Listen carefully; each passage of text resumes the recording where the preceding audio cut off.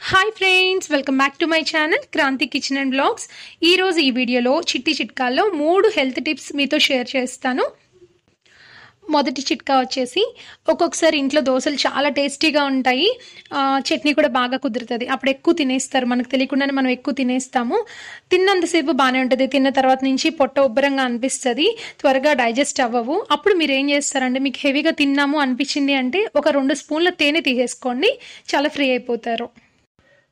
ఇప్పుడు రెండో చిట్కా. ఇంతకుముందు నా ప్రీవియస్ వీడియోస్లో నేను కిడ్నీ స్టోన్స్ తగ్గడానికి చాలా టిప్స్ షేర్ చేశానండి. ఇప్పుడు ఇంకో టిప్ చెప్తాను. ఇది కిడ్నీ స్టోన్స్ని తగ్గించడంలో మాత్రమే కాదు, మూత్ర సమస్యలు అంటే యూరిన్ వెళ్తున్నప్పుడు మంటగా అనిపించడం అలాంటివి చాలా బాగా తగ్గిస్తుంది. ముల్లంగి అంటారు కదండి, ముల్లంగి దుంప. ముల్లంగిని తీసుకొని దంచి ఆ రసం తీయండి. ఆ రసాన్ని వడకట్టి అందులో కనుక తేనె కలిపి తీసుకున్నారు అంటే మీకు మూత్ర సమస్యలు తగ్గుతాయి, కిడ్నీ స్టోన్స్ కూడా తగ్గే ఛాన్స్ ఉంటుంది. ఇప్పుడు మూడో చిట్కా అండి.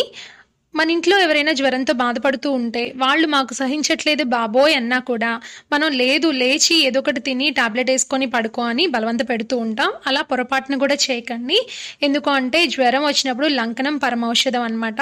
వీలున్నంత వరకు తేలిగ్గా అరిగిపోయే జావ లాంటి పదార్థాలు ఇవ్వడానికి ట్రై చేయండి. టాబ్లెట్లు వేసుకోవడం అంటే తప్పనిసరి, ఎవరైనా వేసుకొని తీరాలి ఫీవర్ తగ్గడానికి.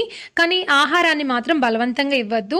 తేలిగ్గా అరిగిపోయండి, రాగి జావ అలాంటివి ఏమన్నా ఇవ్వండి, అంతే తప్ప ఇడ్లీ తినేసే, దోశలు తినేసే, ఏదో ఒకటి తిని టాబ్లెట్ వేసుకో అలాంటి పొరపాటును కూడా అనకండి. లేదంటే ఫ్రూట్స్ అలాంటివి ఏమన్నా పెట్టండి.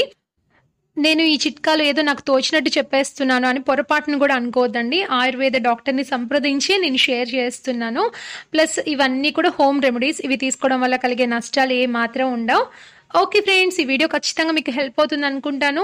ఈ వీడియో కనుక మీకు నచ్చినట్లయితే ప్లీజ్ లైక్ చేయండి, షేర్ చేయండి, సబ్స్క్రైబ్ చేసుకోండి, బెల్ బటన్ ప్రెస్ చేయడం అస్సలు మర్చిపోకండి. ఇంకో మంచి వీడియోతో మళ్ళీ కలుద్దాం.